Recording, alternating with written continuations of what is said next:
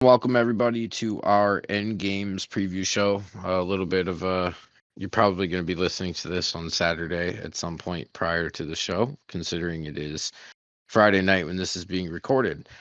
Um, you know my voice. I am Jim. Welcome everybody. Along with side of me is a trader. I'm just kidding. It'd be Jinx, aka also Steven Jackson, the handler for both of those individuals. How are you doing, my friend? I'm alive. I can't complain. That's good to hear. Good to hear. I'm glad we got you on here, Jinx. Do a little podcasting. I'll go between Jinx, calling you Jinx, Steven, whatever you want to go with, my man. And we're off and running. We're gonna start with the women's triple threat, and I'm gonna let you talk about that because I'm in that match. So, women's triple threat is Pearl versus Scotty versus Blaine. And it's for the number one contendership to the OCW Women's World's Wrestling Championship. Well, first and foremost, I would have to say that this match seems to have put a I'm gonna say put the women's world title in a what I want to say like a microscope to something for lack of a better term.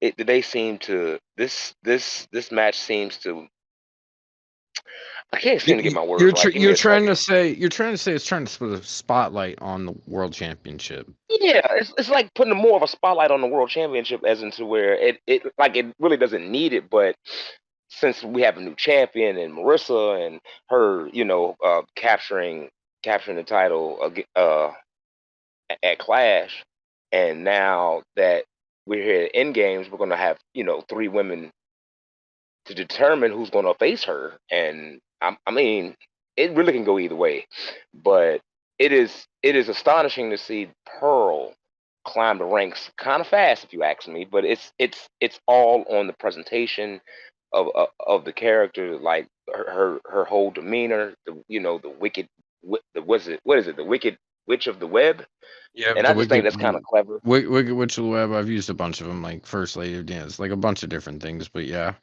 I got you. Yeah, yeah, and I think it's kind of clever. You know what I mean?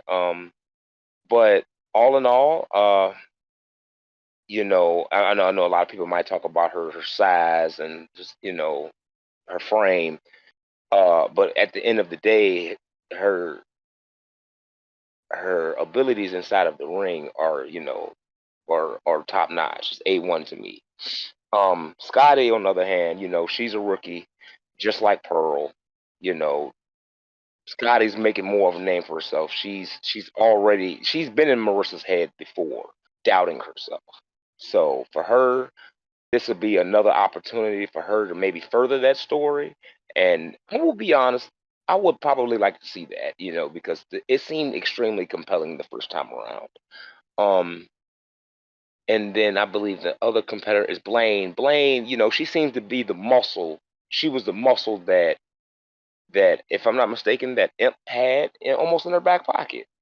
Um, and to see her get the spotlight for her on this stage to compete for the women OCW Women's World Championship, it's all three of these women it can go either way. It's like I don't want to pick because I don't know. I really don't know who. I really don't know who. I'm putting your feet to the fire. You got to pick somebody. Ah, crap. Okay, if I had to pick one person to win this match, ah man, I'd have to give it. I had to. I don't want to impose, but I'm gonna just say Pearl. Um, That's all it's right. just because of the work and that not off off camera, on camera, in the ring, and I just feel that is going to translate as far as her the way she competes inside of the ring. Well, I look just it's different. to fluff my opponents a little bit here. Scotty has had a very nice rookie season, and Blaine has a lot of history and has done a lot of really good things. So that is all I will say about that. And I think that puts a bow on that pretty nicely if you do as well, Jinx. Alrighty. And Yeah. the next match that we're going to go with, I'm gonna play switch up on you. We're gonna do Jinx versus Omen for the North American Championship. So I'm gonna go ahead and talk about that a little bit. And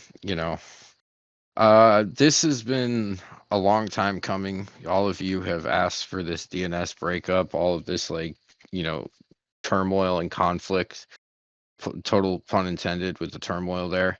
And it's here, and everybody's starting to kind of break out and do their own separate things at this point. This conflict amongst the others, we had Samson Bash and Samson versus basically everybody else, like we they've been a long time coming, if you will, and here we are with these two on a big stage for the North American Championship. Jinx looking to defend it, Omen looking to secure it.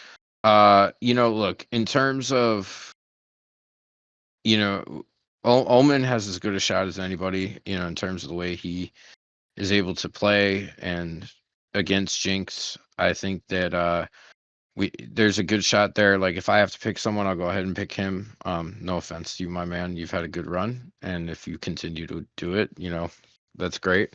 But I'll go ahead and pick him on this one, and I think it's going to be a really fun match. These Jinx is a striker, and Omen's more of a power guy, so I feel like they're going to kind of match pretty well, and it will be a good time. So with that being said, we will move on to the next match. All right, so we have Cassidy Hayes versus Alexander Bullock in a steel cage. So you go ahead and start with that one, Jinx. Cassidy Hayes, a known legend in OCW, going against rather the rising star in Alexander Bolek. I'm if I had to choose, I'm gonna be honest with you. This in my mind has potential to be match of the night Sorry, because you I'm got sorry. Hold on, I gotta stop you. You said rising star. I say little baby man who is failing upwards. oh So see. see, that's the whole thing here. See, there's you keep going. I'll say my piece, but keep going. Okay. Well, I mean, Bolek seems to have. I mean, it seems like he's embellished the name Mr. Ambition. You know what I mean? Like he's. He ain't Mr. Ambition no more, man. He's banned from Ambition. He literally got himself I mean, banned from Ambition. right.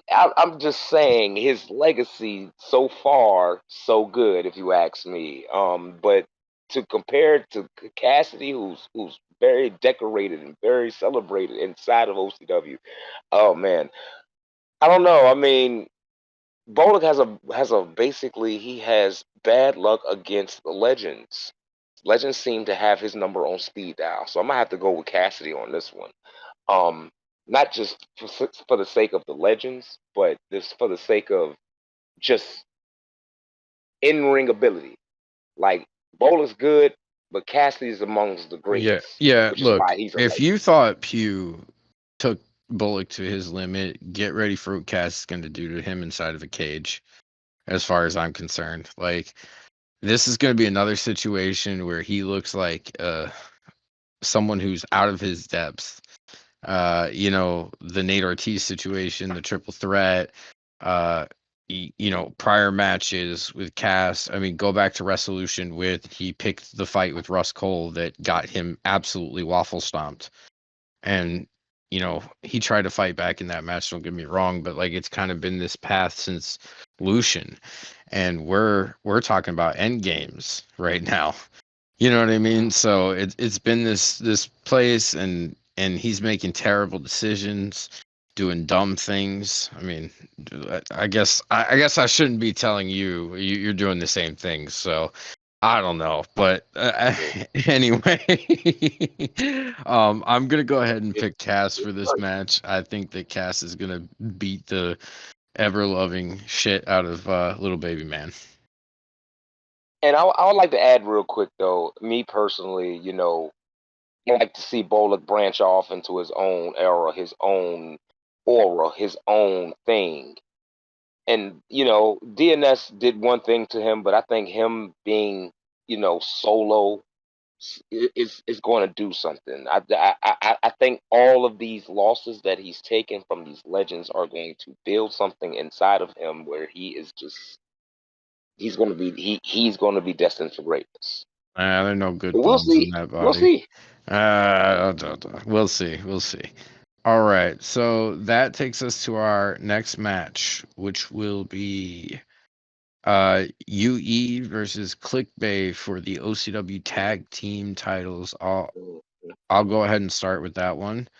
Uh, Okay. so we got the new champs who beat the Pivot for the belts not that long ago in Eddie Ramos and Gabriel Vincent. I've had the pleasure of sharing the ring with both of them this year. And, look, Eddie, from the time that I wrestled Eddie, because it was earlier in his tenure, he's improved a lot. I've always been a member of the Eddie Ramos fan club. Obviously, I was willing to work with him when he was a newer character, like that type of thing. And I love to see that he's evolving and that he's gotten this opportunity. And Gabriel's a tough out, man. For a rookie, he works very hard. Uh, I'm not the biggest fan of his moveset. I've told him as much, but that's probably a me thing in terms of wrestling. But they work hard and they're facing a tough team. This should be I believe it's Bay and Bay. I don't know, it's clickbait. It could be any of the three of them, but the last tag team that we saw together was Bay and Bay. So that would lead me to believe that that's what we're going to see That's a based lot on of that. bays. Yeah, it's three bays. It's one has two. Well, I mean, if you really look at them, they're built like three bays. That's the joke because two bays is equal to one bay, if that makes sense. Right. So it's really I can see where the logic came into the naming scheme here, but it's confusing nonetheless. So Adam, Cass, and y'all need to fix that shit. I'm just kidding. Anyway, um, the match itself, to be honest with you, I mean, these are fun characters for these guys. They're gonna wrestle their certain way. They're gonna do their thing. But I'm gonna have Clickbait winning the OCW World Tag Team Championships from the rookies. I just think it's tough as a rookie, especially in OCW, to sustain success. If you get what I'm saying, and they had a Oh big yeah. moment, and for them to be able to come in and beat, characters who have, look, Clickbait, they beat Executive Order, and Executive Order beat the absolute shit out of UE. Yeah. So if you do the whole transitive Yeah. property thing, it's not looking very good. Now, obviously, every match is its own match, but for me, that's really where my thinking is, and hopefully, it's a good match. I want to see good tag team wrestling. Look, I wouldn't be upset at all if the rookies retain their titles and they got a chance to come into the next season. Okay. Um, I will say, let's see. I'm gonna speak about both teams for a second. UE, you know, they grew on me. I'm not gonna lie to you. They grew on me something serious. At first I was like, when they first joined the scene, UE. I'm like, okay, who, where are you guys from Miami? Because I see the Miami Vice colors. I'm getting Miami Vice vibe at first, but then they had their own little thing going, and the way they revealed their leader was kind of clever to me. But now switching gears to Bebe, I'm gonna be honest. I like. It's hard not to watch them. Okay, click Bebe, all of them. Like it's hard not to watch them when they're on screen. And we've seen what they can do inside of the ring. I just think I'm kind of agreeing with you, Jim, on that one. The lights might be a little too bright for UE because they've accomplished something in their rookie year that just like you said, they had a big moment. They captured the tag team titles. I'm not doubting their abilities of winning, but I just think the lights are a little too bright too soon. So my pick will have to be Bebe, new OCW Tag Team World Champion. The next match that we are going to get into is Ashley versus Belle, and that is a chairs match, I believe. So Oh man. they are going to be beating each other up with chairs. You want to go ahead and take that one? Start. Well, I like the first of all, I like the element of women getting involved in somewhat of extreme rules. You know, you don't see too much of that. I mean, at least I haven't since I've been my tenure in OCW. Um, the rumbling bellas seem to have, you know, totally split, gone their separate ways. Um, you know, Ashley Moore has. I mean, we all know who she is. We all know that she's made her mark and her name, in the deep parts of OCW. We get that. And Belle, she's very, very great in ring competitor. Like, she's not to be slept on. And again, another match I can just go either way.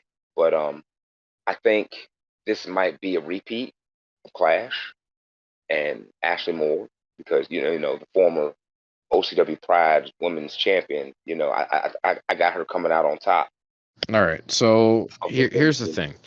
I am going to advocate for Belle in this situation. So let me play the devil's advocate here. Okay. Ashley beat the piss out of her during their match at Clash, right? And it wasn't that close. Now, since then, I have seen Belle practicing, and I think Belle will be more ready for Ashley this time. And I also, as someone, I think adding weapons to a match kind of changes the dichotomy for some people.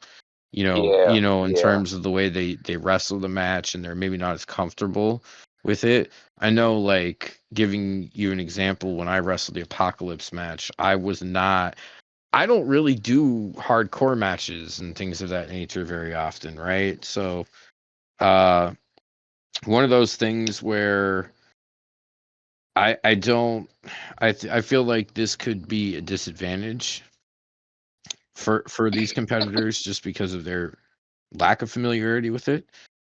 I know that Ashley's been in some matches with weapons before, and I'm not saying that Belle hasn't, probably hasn't either. It's just not a normal occurrence. So, with that being said, I'm hopeful that that Belle wins this match because I would really like to see a third match between them at some point. It doesn't necessarily have to be at the next pay-per-view, but it would kind of put them at 1-1 and leave some meat on the bone, if you will.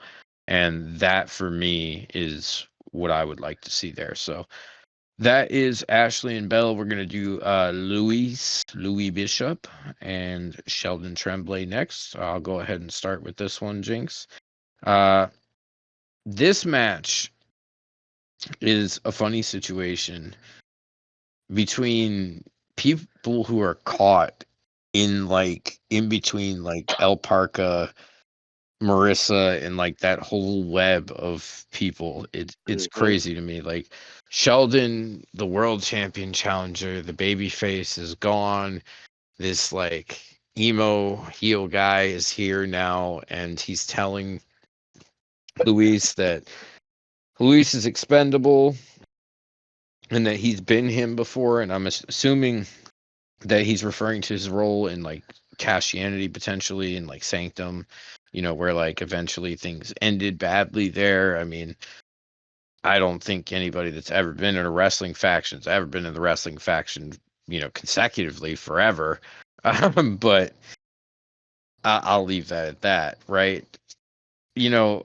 So maybe there's some parallels there when it comes to that, but you know, uh, Sheldon has an interesting character arc to me right now with this, and as far as what's going to happen, I think that the match will be probably a pretty fast paced. I like Louis Musa. He's like pretty fast paced guy in the way that he gets going. But overall, I expect Sheldon to come out the winner here, and Louis continuing to try and grow as a character, which is interesting because Louis has been here for a while. Like Louis was actually here when I got here. Like like he'd already been a character that had been around. So he's kind of start stops a little bit here and there, and but there's the growth potential here, and it's a big match for him. And if he can get a win here, I think it kind of starts that trajectory in terms of being more of a player or a contender, if you will. What do you think? Okay, so let's see. I'm gonna piggyback what you said as far as Sheldon Trimley is concerned. This arc, this dark cloud that's over him right now, seems to be pushing him, just pushing him. Maybe the push that he needs. You know, um, Louis Bishop. I remember my match with him, and I will say that that was a very fun match. Uh, I think we end up getting match of the night. However, like his in-ring ability and character seems to just blend well, if you ask me. Everything just seems to blend well. Like even the voice that he has, like towards for the character, just yeah, it does it for me. It just does. It scratches the itch. Um, but kind of again piggybacking what you said, it's just this seems to be the crossfire of the web of people that are all involved towards the world championship, and this is seems to be it's a whole grudge. It's a grudge, and to see who will come out on top, honestly, it really again another match. Two great competitors. You don't know who really is going to win, But if I had to pick, I mean, Sheldon seems to have got. I don't know. It seems if he has a title on the line, he just doesn't do well. But when a title isn't on the line, he seems to have it in line, have it in check, got everything all everything ready. Well, see, here's the thing. So I He mean that doesn't defend titles well. He wins them. He just doesn't defend them. yeah, like it's the chase for him. It's Yeah. the Well, chase. that's The chase for him the as well. that's the old telltale thing with wrestling is the chase is the baby face. That's why typically the heels make the best champions because it's the chase with the Right. face, right? Like it all rhymes, it Right. flows, and like so I understand that part of it. Is Sheldon's just in an interesting place overall. I think moving on from that one, we are gonna go to Bash versus Horse. I'll let you go ahead and talk about that. All right. Well, I will say that Bash has a way of being himself. I'm gonna be honest. He's the scum of the earth. He is the scum of the earth, and as long as he's the scum of the earth, and he plays his part well, like he knows how to do it. He built you up thinking that the last blacksmith was going to show up, and look what happened. Then okay, Steven Jackson shows up, just in reference and into respect of hardcore. And what did he do? Basically, got him thrashed.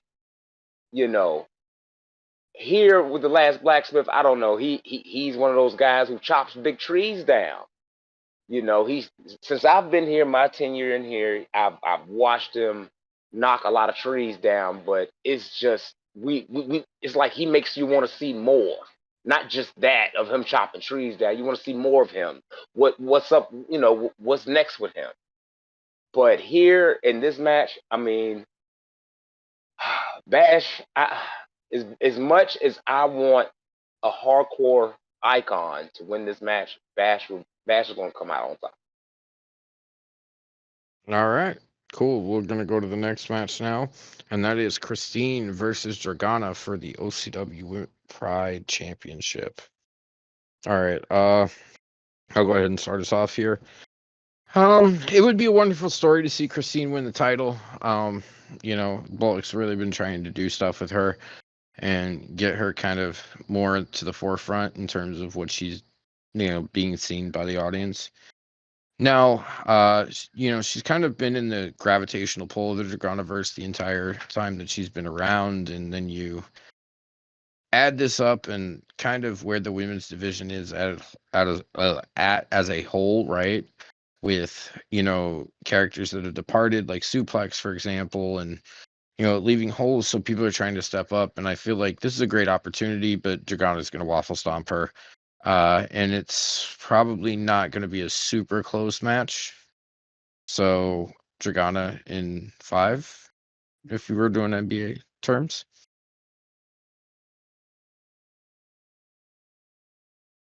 Ah, oh man.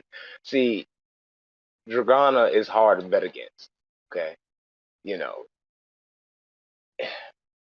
Ah man, and then Christina the hungry. She's hungry. She's hungry for some kind of rub spotlight. I feel either way it goes, if Christina can come in there and give Dragana a good match, even a great match, even if in a losing effort, if she still give her a good match, it's a great way to catapult her career, like totally It's the catapult. Junko thing, what Junko just did. I understand what you're Yeah, saying. it's the rub. You know, at the end of the day, I think even if Christina loses, she doesn't lose. Does that make sense? Like No, I mean she, there's levels to losing in this situation, so I understand what you're saying. I mean, if she gets green barred, then yeah, it's not gonna. There's no moral victories in that. I mean, if you put up a game effort, it's one of those things where, look, Jinx, you and I like football, right? If you're a 3 touchdown right, dog and you lose by a field goal at the end of the game, you're like, we played a good game. It just didn't go our way. We were supposed to get blown out, right? Like that's what right. we're walking into here, I think, and that's no disrespect to the handler or anything like that. It's just the reality of the situation, right? So hopefully it's a good match. Hopefully I'm wrong in this respect, but we shall see.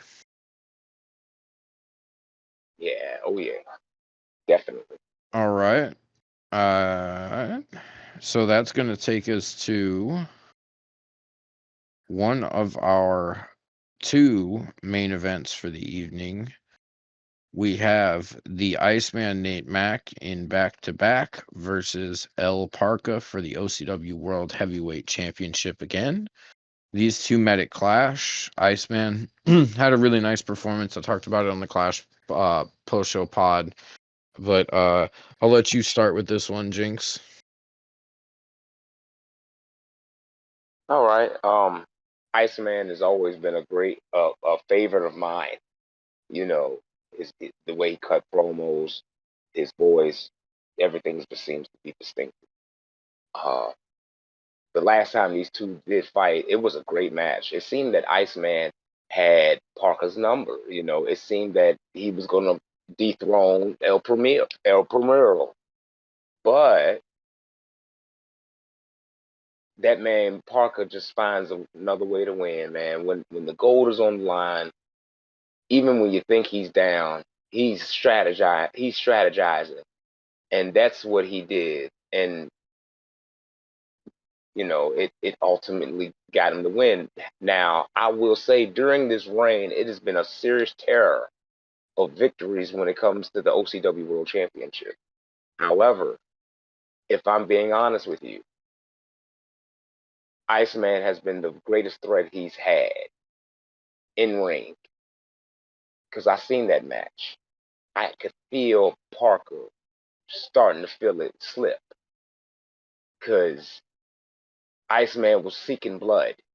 He saw it. It was his for taking, but he lost focus for 1 second, and Parker took full advantage, as he should. Now, don't get me wrong. Parker, great. He's a great champion. He's been solidifying that title to the utmost in my mind. And for for somebody, since I've been here, I believe he's the third person to hold that title. And out of the three that I've seen, he's the best. Well, hold on. And Because when out of the three that I've seen in OCW, I haven't seen everybody. I've just seen out of those three. When we first came here Well, in no, OCW, because there's been more champs than that. Because we had Russ I Cole. mean it has, right, Russ Cole was the OCW champion when we got here. Okay, and then he right, lost it to okay. Sheldon, and then Sheldon lost it Yeah, to I remember Aries. Sheldon. The belt was vacated, and then El Parco won the belt, and then Max Edwards won the belt, and then El Parco won the belt back from Max Edwards, and that's the timeline that we're in currently. So Yes, that is the championship, Lord. Because shout out to Adam for all the spreadsheets and stuff. So I've looked at this, so I know like the timeline here, and that's what you're looking at. And if you want to say, yeah, he's the most impressive since you've been here, yeah, he's definitely reigned the longest. I can agree with that. Um, so and that's what I was getting at. Because I had put all those guys, in. I think I spoke about that in chat that trying to level out who's been OCW World Champion since I've been here, and and Parker has stood out. He stood out of all of them. yeah, He stood out. yeah, no, I I completely mean, he understand that. sticks out. He sticks out like a sore thumb. It's kind of hard not to see it. You know what I mean? And that's what I'm mainly the meat and potatoes of what I was getting at. Not no disrespect or no credit to anybody who's won a title because it's extremely prestigious title. However, out of all those men that were just recently named, El Parker just remains supreme out of all of them as far as reign, as far as what he's done, who he is, shown more of who he is. Like, you know, the next person, if Iceman, all I'm gonna say is this: my pick honestly is Iceman, but but if Iceman gonna take that title, he has to do the. It's like Parker spoiled us as the audience because he was always doing something. Even if it didn't matter what it was, he was always doing something with the OCW World Championship. Yeah, well, I mean, he's done So really well in his title reign, and I agree there. Uh, he's been a fun heel champion. I've really enjoyed that, right, and he's done it really well. Now, as far as his title reign, I think that if you look at like the first part of it, very dominant. Now, the last part of it, he's won his title matches, but anytime he gets on TV, he's had his struggles, right? In terms of whatever's happened, people interfering in matches and things of that nature. So I said this on the podcast with Adam when we did the big Riot review and the Go Home show preview, that like I felt like maybe the cracks in Primero's empire are starting to show. The stuff with Dennis Dillinger all of a sudden, him not being happy that he's associated with Marissa. There's a lot of messiness starting to go on in Dillinger Enterprises over there, and just the whole situation. And then you add the stuff we talked about earlier with like Sheldon and Luisin, and that makes it even messier, right? So, look, I feel like El Primero has carried this title for a long time, and I'm not saying I think he can beat Iceman Nate Mack and will beat Iceman Nate Mack again.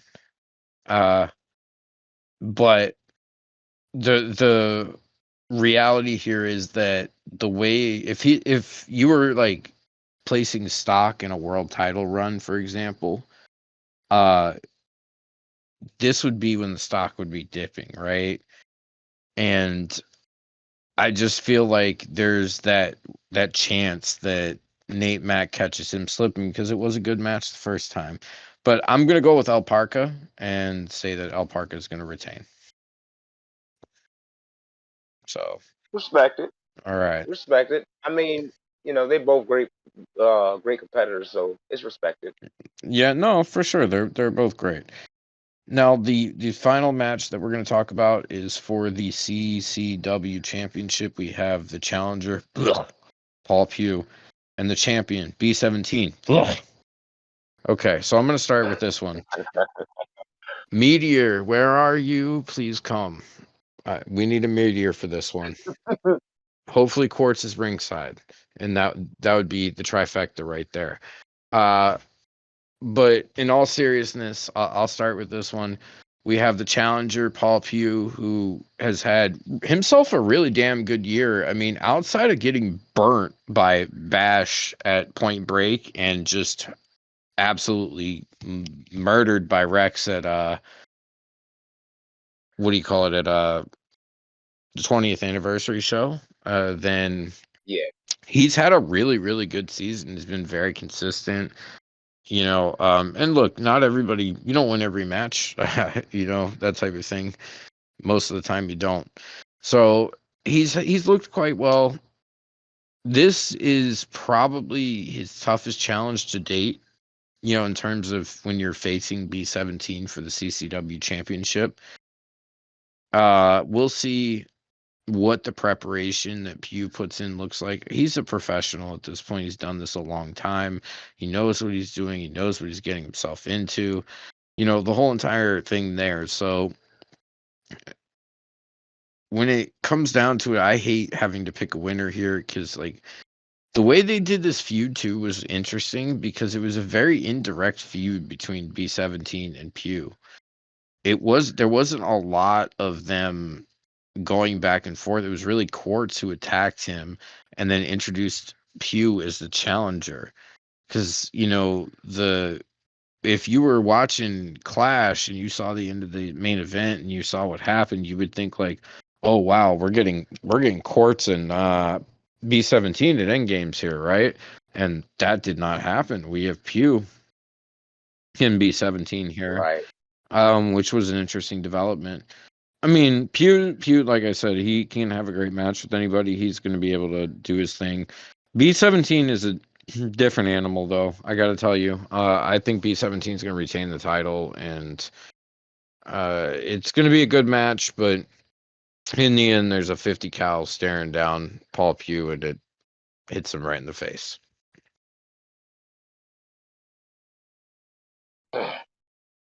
Uh, to give my take on it, you know, two competitors again who are legends. Well, one's a future Hall of Famer. Um, and Pew, I mean, okay, let's not forget that he did, you know, beat Alexander Bolin in a high profile match. To basically, to have Bolin banned. Um, I know that the spot. So the spotlight is never too bright for neither one of these gentlemen. However, you know, it is it is gone without saying that B17 has had one of the most decorated reigns I've ever seen. Period. Now, and I'm talking about in any e-fetting wrestling, I've never seen anybody do it the way he's doing it. Now, it's like on a more of a cinema. I'm looking at Parker, but as far as competition wise and being the face and winning top matches and you know those matches where the lights are extremely bright, it doesn't seem to never be too bright for B17. He seems to know how to embrace it, take it for what it's worth, and he seems to be the one standing tall at the end of the day. See, all you need And to that's do is get him into a 4-on-4 match, point him into a corner, and then backfist him really hard. That's how you do it. well. See, now I thought at Point Break, okay, on card and on paper rather, he went against I believe Cassidy Hayes and Rex Are you talking about for the hard target? CCW. Hard Target. You right, Hard Target. Yes, I said Point Break. I'm Yep. sorry, it was Hard Target. Okay, you looking at that match, you're like, okay, there's no way he's retaining. He found a way to win and retain. Here, the odds are nowhere near as stacked as they were then. I'm just using that as an example because the odds were stacked against him. The man knows winning. He knows what it is to be a great champion, a fighting champion, a champion that people like to see. He All knows. this B-17 respect is making me ill. Let's get through this. Oh God. But Pew, don't get me wrong, he Don't respect very him well either. known. I respect them all. You gotta respect the legends, especially the ones that's been here before you. And both of these guys been here before both of us. So you gotta show them something. You gotta show them respect, even though that you don't want to. It, You know, see, Pew see, here's the thing, Jinx. Pew. This is all about the characters, not the people. Of course not. No, no. I'm talking about the characters as well. I wasn't even talking about the people. I was talking about the characters. Like just they like okay, B-17. Like I said, a future Hall of Famer. You got a future Hall of Famer versus a Hall of Famer for the richest prize in OCW.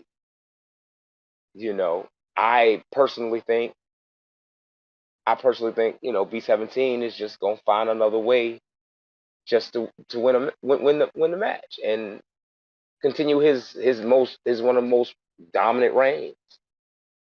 And it's got to be in the history books. I might have to go back and read It's up on my there. history, It's up there. but it's got It's to been be in the talked history. about It has to recently. be because the man has defended after the defending after defense, like defense after defense after defense after defense, and it's like, yo, the man knows what he's doing. It's like it's almost you almost want to think that he studies his opponents. You know what I mean? And You knows what they're gonna do next. almost want to think he studies his opponents. I mean, that's just me. I'm thinking like You're think. Oh, he's maybe okay. he All does. right. Maybe he does study his opponent. I don't know. I mean, but if he does, hey, kudos to him. But hey, all I'm saying is he's shown it. He's shown that it's hard. He's hard to beat. He's hard to beat,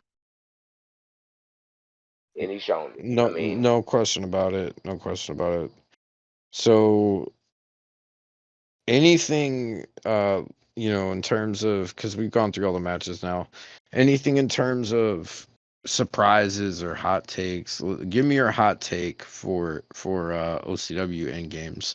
What's your hot take on what's going to happen? Something that doesn't even have to be related to a match, obviously non-spoiler. If that you think might happen or could potentially happen.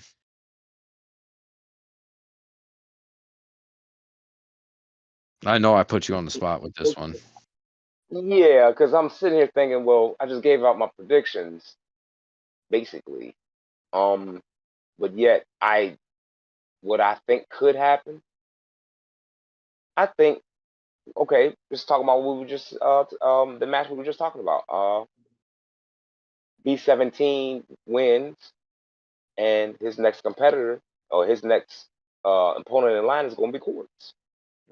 So It's just I feel like it's set up somewhere down the line for those two to face each other, and that's going to be very very another very high profile match. Like when you have a man that's winning high profile matches, it's really hard to really think that he's not going to come out.